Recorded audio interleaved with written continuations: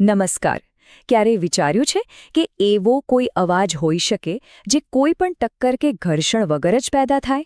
ચાલો આજે આપણે સાથે મળીને અનહદ નાદની એ જ રહસ્યમય દુનિયામાં પ્રવેશ કરીએ અને એ જાણવાનો પ્રયત્ન કરીએ કે સંપૂર્ણ શાંતિમાં પણ ખરેખર શું સાંભળી શકાય છે.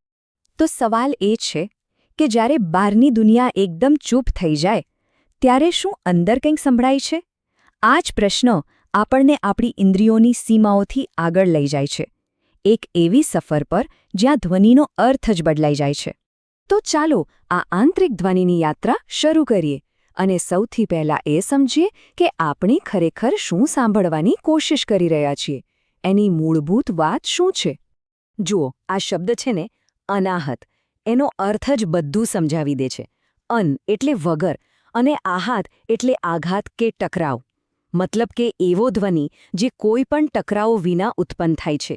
યોગશાસ્ત્રમાં એક સાદું ઉદાહરણ અપાય છે. જ્યારે આપણે કાન બંધ કરીએ છીએ ત્યારે જે એકદમ સૂક્ષ્મ ગુંજારવ સંભળાય છે ને, એ આ બ્રહ્માંડીય ધ્વનિનો જ એક નાનકડો અંશ છે જે આપણી અંદર સતત ગુંજી રહ્યો છે. તો સીધી વાત છે, બે પ્રકારના ધ્વનિ હોય છે. એક છે આહાતનાદ, એટલે કે આપણી આસપાસના બધા જ અવાજો. તાળી પાડો, કોઈ ગીત વાગે, વીજળીના કડાકા થાય, આ બધું જ. અને બીજો છે અનાહતનાદ, જે અંદરથી આવે છે, કોઈ પણ ભૌતિક ટકરાવ વગર આપણી ચેતનાના ઊંડાણમાંથી જાગે છે. અને આ સાધનાનું લક્ષ્ય આ જ બીજો ધ્વનિ છે. હવે આટલો સૂક્ષ્મ અવાજ સાંભળવો હોય તો મન અને શરીર એકદમ શાંત જોઈએ, બરાબર ને? એટલે જ આ યાત્રા શરૂ કરતા પહેલાં અમુક ખાસ તૈયારીઓ કરવી પડે છે. એક એવું વાતાવરણ બનાવવું પડે છે જ્યાં આપણે અંદર ઉતરી શકીએ. આ તૈયારી એટલે અષ્ટાંગ યોગના પહેલા 5 અંગ. સૌથી પહેલા યમ અને નિયમ, મતલબ કે એક શિસ્તભર્યું અને નૈતિક જીવન. પછી આવે આસન, જેનાથી શરીર સ્થિર થાય. પ્રાણાયામથી શ્વાસ કાબૂમાં આવે. અને છેલ્લે અને સૌથી અગત્યનું પ્રત્યાહાર, એટલે કે આપણી ઇન્દ્રિયોને બહારની દુનિયામાંથી વાળીને અંદરની તરફ કેન્દ્રિત કરવી. આ બધું જ મનને શાંત કરવા માટે છે. તો જ્યારે મન અને શરીર તૈયાર થઈ જાય ત્યારે શરૂ થાય છે સાંભળવાની અસલી કળા. ચાલો હવે જોઈએ કે આ અભ્યાસ કરવાની પદ્ધતિ શું છે. જુઓ, હઠયોગ પ્રદીપિકા જેવા આપણા પ્રાચીન ગ્રંથોમાં આના વિશે એકદમ સ્પષ્ટ માર્ગદર્શન આપેલું છે. એમાં કહ્યું છે કે મુક્તાસન જેવી કોઈ સ્થિર મુદ્રામાં બેસીને અને શાંભવી મુદ્રા ધારણ કરીને, એટલે કે દ્રષ્ટિને ભ્રમરની વચ્ચે સ્થિર કરીને, સાધકે પોતાના જમણા કાનમાં સંભળાતા આંતરિક ધ્વનિ પર ધ્યાન કેન્દ્રિત કરવું જોઈએ. તો આ અભ્યાસના મુખ્ય મુદ્દા શું છે? બહુ સરળ છે. કોઈ પણ સ્થિર આસનમાં બેસવાનું, પછી અંગૂઠાથી કાન બંધ કરવાના અને બસ પૂરા ધ્યાનથી અંદર આવતા અવાજને સાંભળવાનો. અને હા, ખાસ કરીને જમણા કાનથી સાંભળવા પર ભાર મૂકાયો છે. કેમ? કારણ કે યોગમાં એવું મનાય છે કે જમણું કાન આપણી પિંગળા નાડી, એટલે કે શરીરની સૂર્ય ઊર્જાના પ્રવાહ સાથે જોડાયેલો છે. તો જ્યારે કોઈ સાધક આ અવાજો સાંભળવાનું શરૂ કરે છે ત્યારે એને કેવો અનુભવ થાય છે? શું કોઈ એક જ અવાજ સંભળાય છે? ના, એ તો જાણે કે એક આખો આંતરિક મ્યુઝિક કોન્સર્ટ છે જે ધીમે ધીમે સ્ટેપ બાય સ્ટેપ સામે આવે છે. આ સફરના 4 મુખ્ય સ્ટેજ છે. શરૂઆતમાં મોટા મોટા અવાજ સંભળાય, જાણે સમુદ્રની લહેરો ઉછળતી હોય કે નગારા વાગતા હોય. ધીરે ધીરે બીજા સ્ટેજમાં અવાજો થોડા સ્પષ્ટ થાય, જેમ કે શંખ કે ઘંટનો અવાજ. ત્રીજા સ્ટેજમાં મૃદંગ જેવો એકદમ મધુર અવાજ સંભળાય છે.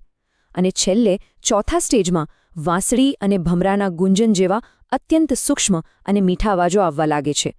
તમે જુઓ, આખી યાત્રા કેવી સ્થૂળથી સૂક્ષ્મ તરફ જાય છે. અને મજાની વાત તો એ છે કે બીજા ગ્રંથોમાં પણ આવા જ અનુભવોની વાત છે. કેટલાક શાસ્ત્રોમાં તો 10 અલગ અલગ પ્રકારના રહસ્યમય ધ્વનિઓનું લિસ્ટ પણ આપેલું છે. આ બતાવે છે કે અનુભવ કેટલો ગહન અને વ્યાપક છે.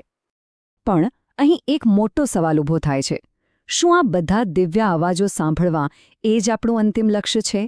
કે પછી આ અવાજો ફક્ત એક ઇશારો છે કોઈ મોટા સત્ય તરફનું? ચાલો આનું દાર્શનિક પાસું સમજીએ. આના માટે હઠયોગ પ્રદીપિકામાં એક બહુ જ સરસ ઉપમા આપી છે.